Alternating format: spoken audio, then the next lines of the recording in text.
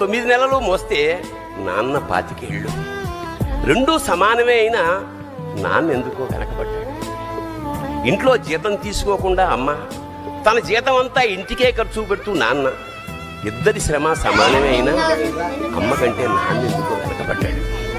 ఏది కావాలంటే అది వడ్డీ పెడుతూ అమ్మ, ఏది కావాలంటే అది కొని పెడుతూ నాన్న, ఇద్దరి ప్రేమ సమానమే అయినా నాన్న ఎందుకో బాగా వెనకబడ్డాడు.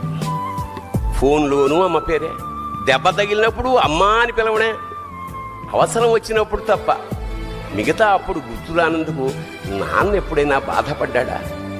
అమ్మకి అన్నో కొన్నో బంగారు నగలు, నాన్నకి బంగారు అంచున్న పట్టు పంచొకటి. నాన్న ఇలా వెనకబడిపోవడానికి కారణం ఆయన మా అందరికీ వెన్నెముక కావడమే. వెన్నెముక వెనక ఉండబట్టే కదా దన్నుగా నిలబడగలుగుతున్నాం. ఇదేనేమో నాన్న వెనకబడిపోవడానికి కారణం.